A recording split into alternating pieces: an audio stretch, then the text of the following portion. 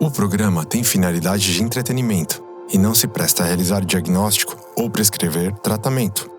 Caso você se identifique com as questões tratadas no episódio, procure um profissional qualificado.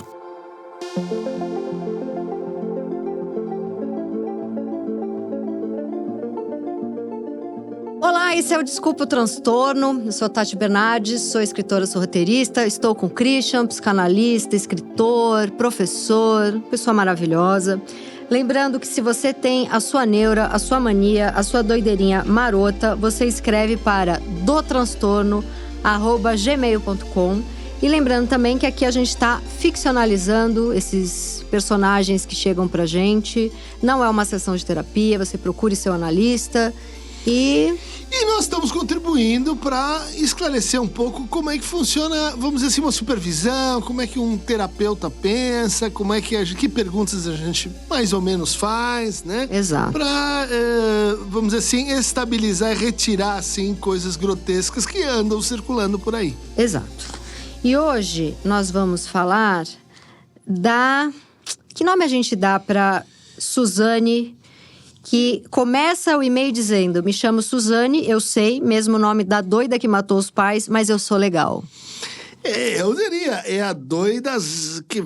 A doida do estômago. É a doida do estômago. A estomacal. Vamos à estomacal.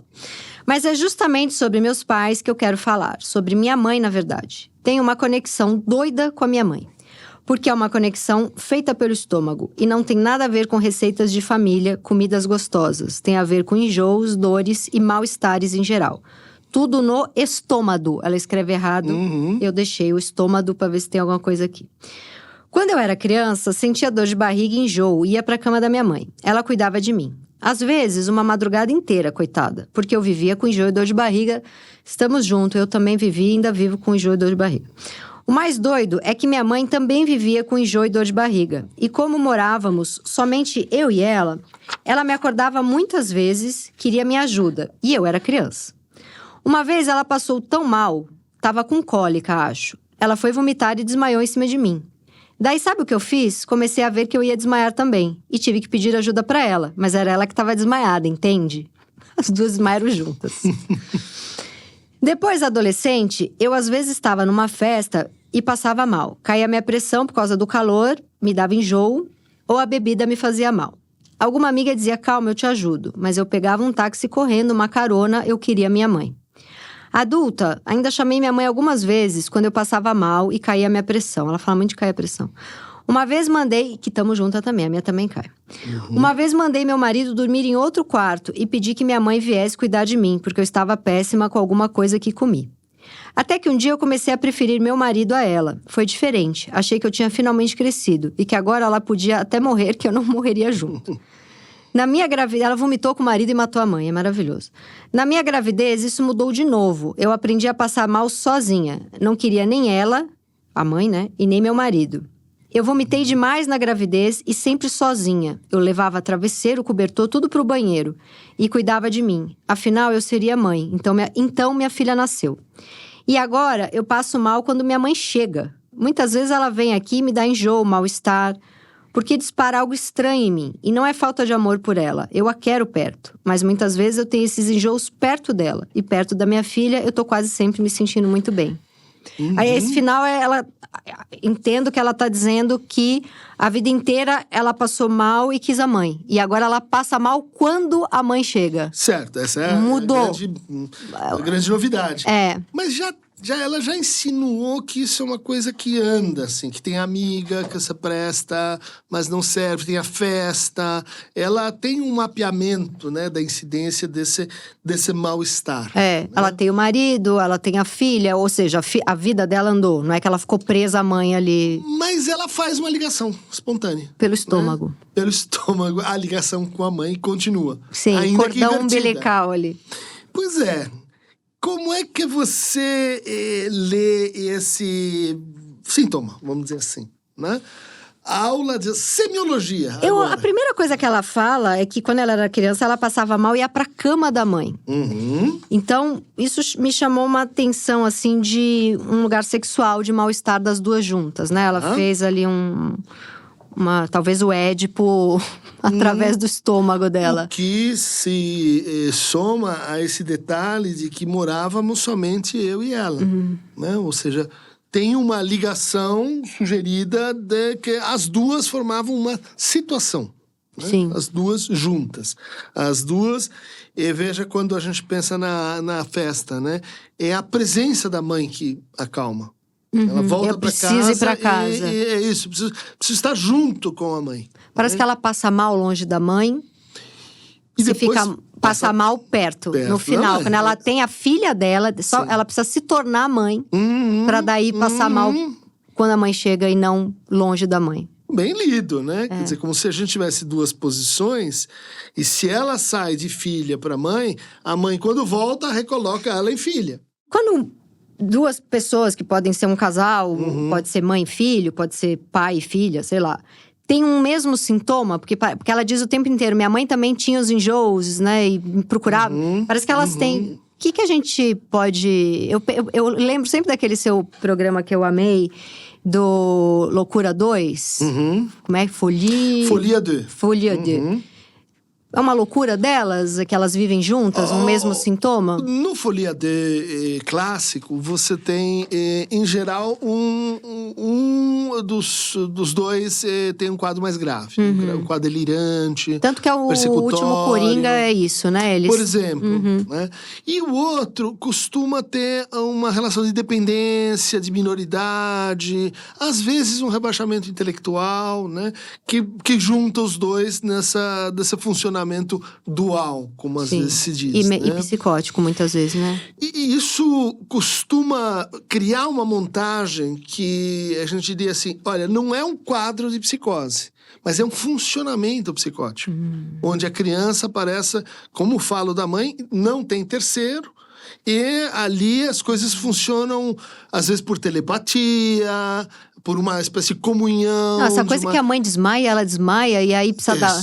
É um sinal que você tá lendo, né? Que é muito grude, muito junto. É um corpo desmaia em cima do outro, aí ela vai desmaia em cima de novo. Tá, como se fossem, né? Antigamente se usava muito essa imagem, né?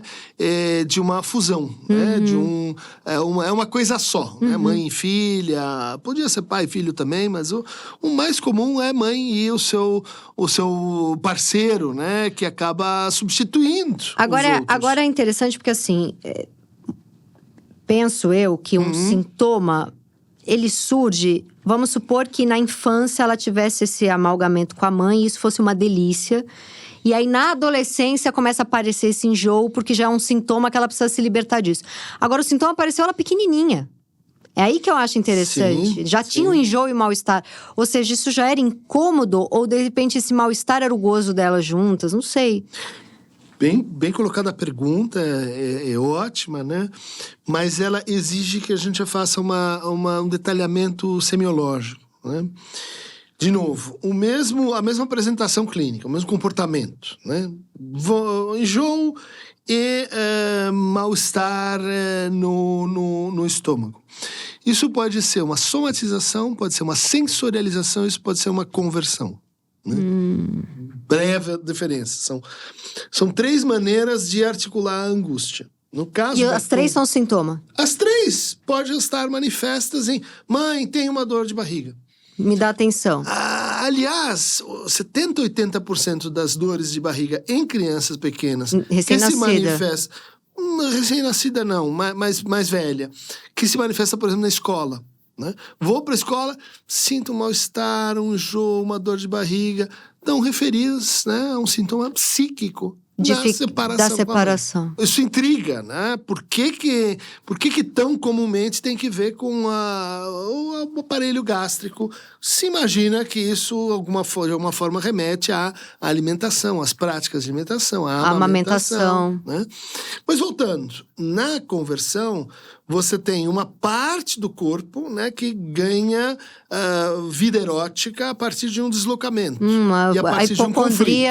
A hipocondria num órgão específico talvez um… A hipocondria é um outro… Tá mais para a sensorialização e a somatização do que para a verdadeira conversão. Tá. Né?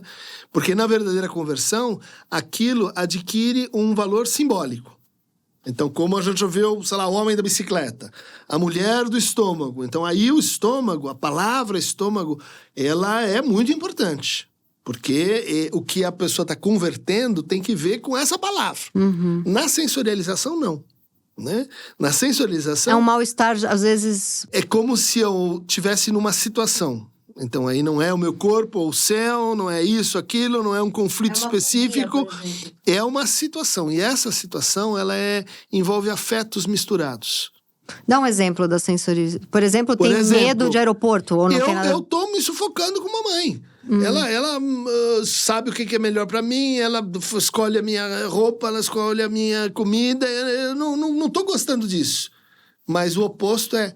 Tô desamparada, sem ela eu tô em perigo, ou então eu não consigo ficar junto e não consigo ficar separado. E quando eu tô junto, o meu mal-estar, o meu enjoo, tá dizendo assim, mãe, eu preciso de mais distância. E quando tá distante… Quando tá distante, bom, aí tem o medo, e daí o afeto do medo, ele é vivido como uma sensação. Né? E a somatização… envolve a passagem da angústia para um estado, vamos dizer assim, de reação do corpo. Pode dar uma gastrite, por exemplo. Uma gastrite. Vira físico. Exatamente. Vira um estado permanente em que aquilo adquire uma força sistêmica. Uma parasitação, por exemplo. Isso. É melhor ter uma gastrite do que ficar maluco. Mas aí você vê, é o efeito de uma situação continuada que gera um fenômeno novo no corpo. A sensorialização, ela é reativa àquele momento, né? Tô na situação, tô fora dela. Me parece que é o caso aqui. Mas eu ainda acho muito interessante que pequenininha ela já sentia. Justamente, porque quando a gente é pequenininha, a gente não consegue separar… Dizer que, olha, eu tô gostando e eu não tô gostando. Eu tô gostando de estar perto de você, mas eu tô também chateado, ou enfim, fastiada, ou invadida por você. Eu acho muito interessante como a minha filha já é uma geração que consegue falar as coisas, né? Então, por exemplo, pequenininha, assim, já contei isso algumas vezes, com 3 anos, ela conseguiu verbalizar que ela detestava o pediatra dela. Porque ele era um homem alto, grandão, e tinha que ficar mexendo nela, e aquilo era incômodo pro corpo dela, né? E eu não consigo imaginar eu com 3, 4 anos explicando pra minha mãe de um incômodo do meu corpo com essa… Até porque eu acho que eu dou esse espaço pra verbalizar muito mais do que na época se dava pra filho, né? E tinham várias questões, assim, quando eu levava minha filha no pediatra, porque ela berrava. Até o pediatra falou, olha, cabia levar ela, às vezes… num neurologista pra ver o que tá acontecendo. Em vez de levar no neurologista, eu levei numa pediatra mulher. Como ela frisou muito que ele… eu tenho medo, ele é muito grande. Eu levei numa pediatra toda delicadinha. E ela já chegou arrancando a roupa, queria ajudou a pegar os negócios lá pra consulta. E ama a pediatra. Ela espirra, ela já fala, vamos na pediatra? E não era uma questão de levar no neurologista. Era uma questão de ouvir minha filha, né? E com 3 anos ela pôde verbalizar. Mas você vê que para escutá-la foi preciso uma situação. Exato. Na outra situação tinha um elemento… Tinha um valor significante, sei lá, homem, grande, etc., que inibia. Com 4 anos, eu comecei a achar cocô na privada. E eu ainda limpava ela com 4 anos, né? E ela falou pra mim que já tava… E eu preocupada, faz 3 dias que essa criança não faz cocô, vou ligar pro pediatra. E aí eu descobri que ela tava fazendo muitos cocôs e ela tava se limpando sozinha, porque ela falou que não suportava mais a minha mão invadir. Ela não usou essas palavras, mas ela falou, mamãe, eu não quero mais que você me limpe. Sim. É ruim pra mim, com 4 anos. Então, assim, teve… Mas você viu, Tati, como converge com essa hipótese teórica, né? Quer dizer, ela não falou. Talvez ela tivesse ainda uma dificuldade de encontrar as palavras, o risco psíquico. Primeiro ela precisou berrar, depois ela precisou se limpar sozinha, sem me avisar. Exatamente. Para articular isso, que não estava vindo na palavra. Quando vem, é muito mais fácil, já está encaminhado. E eu tô dando esse exemplo porque eu sou essa mãe de filha única, uma mãe já mais velha, que também foi filha única, então eu tô muito conectada aqui. Não é à toa que eu escolho os e-mails que eu escolho. Eu me conecto com todos. E eu sou essa mãe que agarra ela o tempo inteiro. Com esses 2 recados, eu entendi que tava demais pra ela. E que bom que eu entendi ela com 4 anos, né? Tá. E acho que esse caso aqui dessa menina, esses enjoos… Talvez dissesse, mãe, tá demais. De repente era uma mãe que agarrava muito, limpava muito. Aí a gente tem, né, esse efeito do Nachträglichkeit. Ixi, agora pegou pra mim. Que é, assim, a ressignificação dos eventos e dos eventos da infância. Então, aquela dor, aquele mal-estar no estômago vivido na infância era uma coisa. Relembrado na vida adulta é outra. Né? Ou pode adquirir uma outra função. Por exemplo, aqui a gente tem uma ótima passagem para distinguir essa sensorialização de uma conversão. Que é quando ela diz, uma vez ela passou mal, tão mal, estava com cólica. Olha só, outra origem, mas a mesma... barriga de novo. Acho que foi vomitar e desmaiou em cima de mim. Daí, sabe o que eu fiz? Comecei a ver que eu ia desmaiar. Aqui... a gente tem um outro processo. De uma coisa de imitar a mãe? Exatamente, por identificação e por conversão. Né? É tipo assim, eu tô sentindo isso que ela tá sentindo e isso me leva para onde? Leva para o valor simbólico da dor de estômago. E aí sim você tem uma conversão, nesse caso, né? Uma rebaixamento de consciência. Agora, também quando ela diz que na gravidez, ela repete assim... Quando ela deixa o marido cuidar dela em vez da mãe, ela fala, eu cresci. Minha mãe podia morrer, que eu não morria junto. O que mostra como ela tá dando palavras para aquela situação anterior. Que é viver e morrer juntos. Sim, desmaiou, desmaio também. Separo, ela morre ou eu morro. E aí, quando ela deixa o marido, ela continua com os enjoos. Ela leva o enjoo pra... Tá. Né? Gente, tô muito identificada com essa moça. Quero ser sua amiga, tá? Você me procure. Em lançamento de livro, vamos se abraçar. Mas sabe por que é difícil esse sintoma, Tati?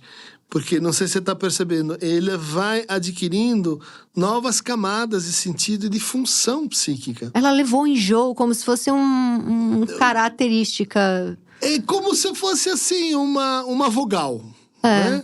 Em que você, depois que você aprende, você usa a vogal numa palavra, depois numa frase, depois num parágrafo, ela vai depois num livro. Sim, nossa, que lindo isso. Sim. É um jeito dela se relacionar, né? Quando tem intimidade. Porque é o marido, é a filha, é a gravidez. Ela não fala, é a amiga. Porque para uma amiga falar, vem aqui que eu cuido de você, devia ser uma amiga muito íntima. Então ela diz de situações íntimas em que ela pôde ter e viver esse enjoo. É como se ela lidasse com a intimidade nesse lugar de mal-estar. Olha lá, aproximou, né? Essa proximidade, essa intimidade... relembra a intimidade com a mãe. Relembra o estado de, ou eu invado ou eu tô em desamparo. Né? Não diria que é um modo de relação. Né? Às vezes isso acontece. É aquela pessoa que ela... Oi, eu sou a Tati e eu tenho dor do estômago. Você vai me ajudar se eu tiver aqui um problema? Você sabe que é minha dor de estômago.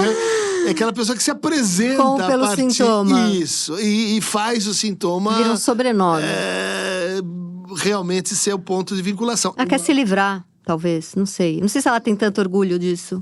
Eu acho que acontece o seguinte, quando ela enfrenta situações em que os afetos são indiscerníveis, ambíguos, ambivalentes... Tipo, amo tá grávida, detesto tá grávida. Amo meu marido, expulso ele na hora do sintoma. Quero minha mãe, quando ela chega eu passo mal. Essa ambiguidade traz o enjoo. E toda vez que eu vou dizer assim, olha, eu gosto de você, mas tem coisas de você que eu não gosto, né? Fazer esse discernimento lembra em mãe. Termos de afeto é problemático. Porque pequenininha ela pensava, agora eu não quero minha mãe, mas isso é horrível. E aí devia dar o... Então, pensava, ou se ela pudesse ter pensado, talvez o curso fosse diferente. Ela só sentia. E não conseguia dar nome. Exato. Agora, me chama muito a atenção quando ela diz que na gravidez ela cuidou sozinha do mal-estar. Afinal de contas, ela teria uma filha. Olha isso, que lindo. Eu achei isso. Levava travesseiro e cobertor pro banheiro. Ela fazia um cantinho de vômito pra ela. Esse mal-estar, ela deve ser vagal, tá? Um beijo pra minha colega, porque vomitando assim, passando mal. O que você acha do recolhimento do banheiro? Parece uma cena sexual, né? Levei travesseiro, cobertor, uma cama. Ela fez uma cama pra vomitar. Só A que é cama uma da cama, mãe. a cama da mãe. A cama da Só mãe. que é uma cama só minha. No banheiro a gente vai cada um por si, certo? Sim. A não ser quando estamos muito pequenos e limpa o outro. O banheiro é um símbolo, é uma situação em que a gente está separado do outro. Dentro da casa, mas separado. Aqui você não entra. Mas me pareceu que assim, quando ela ficou grávida, ela entendeu que a partir daquele momento, ela ia passar mal sozinha, não tinha… Porque isso que você falou é tão bonito de… Ou tá demais, ou tá em desamparo. Quando ela é engravida, ela entende que nem tá demais, nem tá em desamparo. Ela simplesmente pode lidar com o mal-estar dela sozinha. Afinal de contas, agora ela vai ser mãe. Se ela não der conta disso agora, ela vai passar isso pra filha. Não sei se passou por tudo isso. Acho que você está pensando de uma forma muito pertinente. Porque como se ela dissesse assim, agora eu vou ser mãe. O que é pra mim ser mãe? Me diferenciar da mãe Que eu tive. que eu tive. Por quê? Porque essa mãe que eu tive me faz ser filha. Para ser mãe, eu tenho que fazer igual e diferente dela. E aí ela inicia esse processo muito consciente, né? De preciso me separar. Eu preciso me separar dela. Para poder ser mãe e para poder acolher essa criança que vem. E ela luta com isso e consegue, né? Só que aí tem um momento em que a mãe volta. E daí acho que isso range as estruturas e ela diz assim, se ela voltar, será que eu vou virar a filha dessa ou vou virar a mãe daquela? E sabe uma coisa que é interessante? Ela escreve um texto inteiro dizendo passar mal, passar mal, passar mal. E no final ela diz, a última palavra que ela escreve é, me sinto bem. É a última, ó. Sim. E perto da minha filha, eu tô quase sempre me sentindo muito bem. É o relato de uma conquista subjetiva. De alguém que… Ralou. E conseguiu atravessar aí um desfiladeiro. Até porque saiu algo da barriga dela, é a filha. Se Será? tornou, exatamente, se tornar mãe é se separar. Sim. É se juntar num outro nível, mas é se separar dos seus ancestrais. Mas é porque também tem, para além disso que você falou que é incrível… A barriga, até que sai um filho da barriga dela. Perfeito, claro. Entendeu? Claro, E aí ela se sente bem. Não, sai algo finalmente. Tem toda a razão. Não, e reexperiencia o órgão. Exato. Né? A barriga é outra, que é aquilo eu vivi que outras você sensações. que é aquilo que você falou tão lindo sobre o luto. Quando é que ele passa? Quando você dá você vive uma coisa nova pro lugar dele. E quando você o encaixa nas suas perdas anteriores. Né? Então parece que ela pôde… O órgão viveu uma outra experiência de vida. Isso. E você que passou por essa experiência… Eu que tenho questões com o meu maravilhosa, estômago. maravilhosa de engravidar… Acho que vai testemunhar que isso cria um estranhamento com a sua barriga… Tipo alien, tipo alguém se mexendo, essa barriga não é minha ou é do outro, que replica aquela situação, né, de mistura, né, de fusão que a gente usou como imagem aqui para o caso. Agora, momento decisivo, o que você diria para ela? Para a barrigota, a nossa barrigota? Para a super barriga. Vou repetir a fórmula que está fazendo sucesso com você, eu diria… Se ela tem alguma lembrança de primeira dor de barriga. Não sei, não. Achou ruim. Eu diria… O que de pior pode acontecer quando ela passa mal? Do que ela tem medo? Se bem que ela já deu uma superada aqui. Deu. Eu perguntaria se a filha dela tem dor de barriga. Não, mentira. Não sei o que eu diria. Vamos pegar essa pista. Porque… Como que ela se relaciona… Porque o perigo é ela repetir isso com a filha, né? Exato! Now we are talking business. Isso. O perigo é esse. Você, quando está atendendo, a gente não olha só para de onde veio e onde passados, estamos. Mas onde isso vai dar?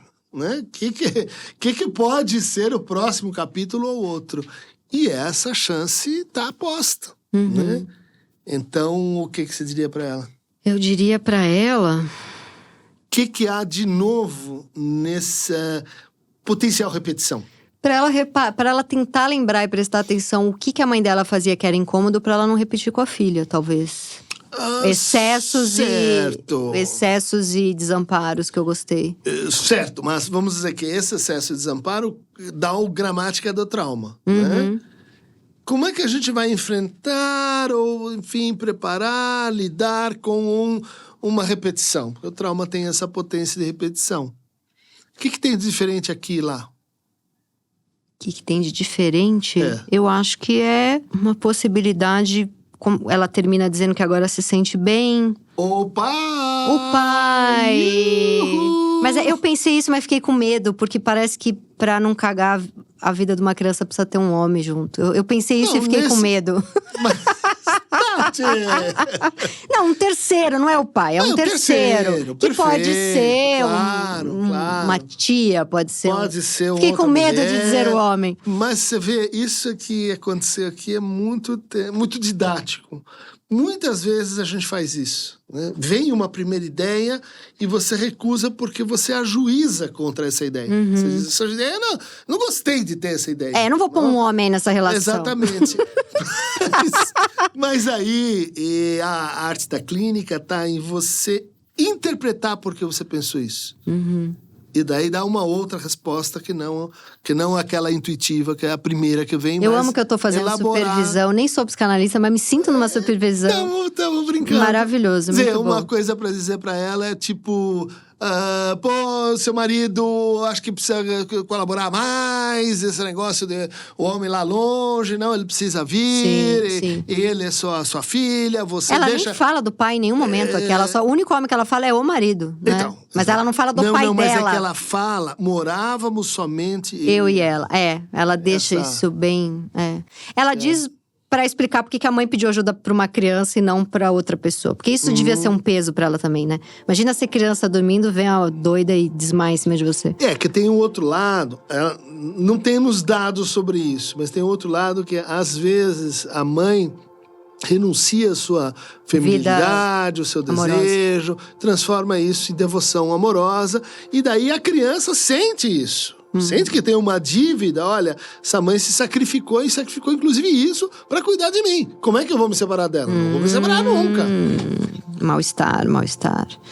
Christian, muito bom. Muito bom, obrigada.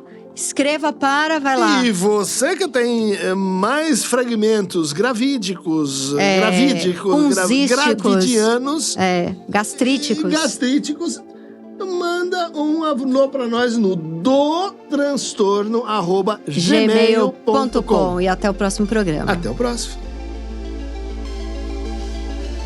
Esse foi o Desculpe o Transtorno, comigo, Tati Bernardi, e com o Christian Dunker. Esse programa tem produção da Zamundo Studio. Mande e-mail para dotranstorno@gmail.com. Até o próximo episódio.